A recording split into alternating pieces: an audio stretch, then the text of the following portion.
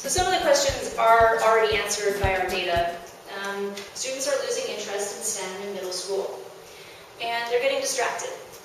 So the next question that this might beg is, has our STEM education evolved to meet the needs of today's students? And there really has been a significant culture change in STEM education.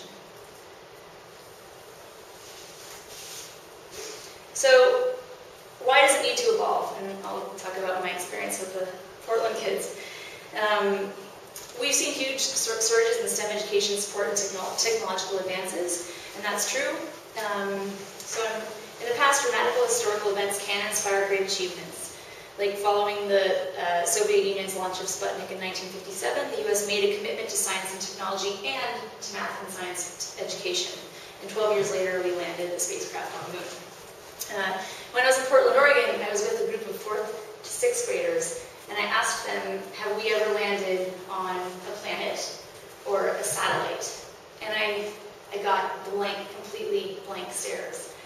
And they had no idea, no knowledge of Sputnik, no knowledge of any of the recent stuff. And I thought that was pretty shocking. I wasn't expecting it.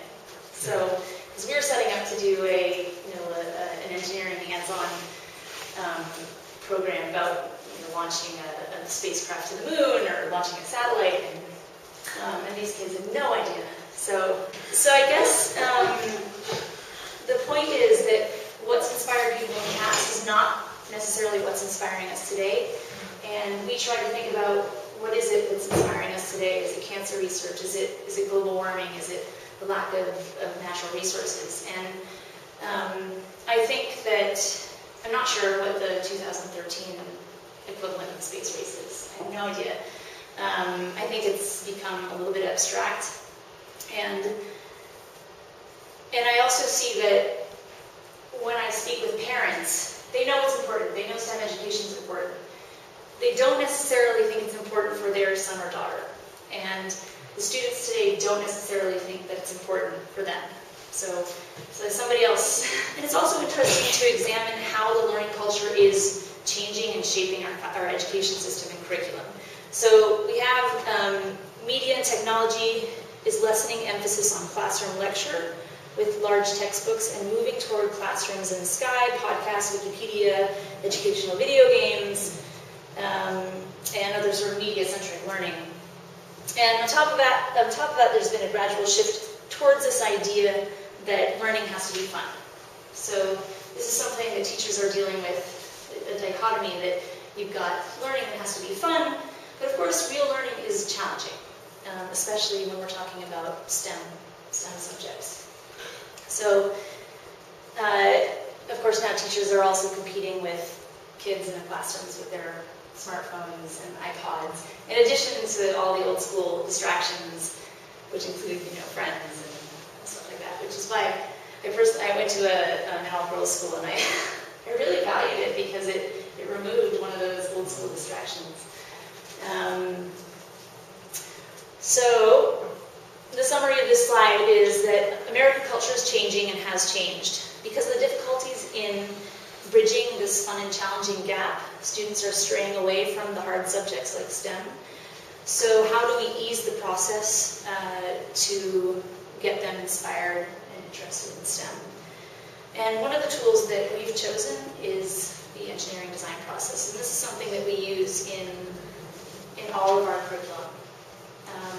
It's grounded in this engineering design process. So we use it as our underlying tool to approach critical thinking and problem solving in an engaging and structured way. If any of you happen to be scientists, this might smack of something that looks familiar, a process that looks familiar to you, called the scientific method. We walk through this using hands-on project-based learning with NASA themes. And we, as I mentioned, focus on teacher training. We offer a package of free curriculum, media, professional development for a number of courses in varying intensity. We have a couple, I won't talk about the ones that we do, I'll talk about the one that we did with Seattle Public Schools. Just briefly, we've got activity guides. This is something that I could see us doing with a large group of students or teachers or parents. And it's designed to be very low cost. It's differentiated for grade levels K through 2, 3 through 5, and 6 through 8. And it's also designed to be turnkey, so teachers can bring it into the classroom very easily.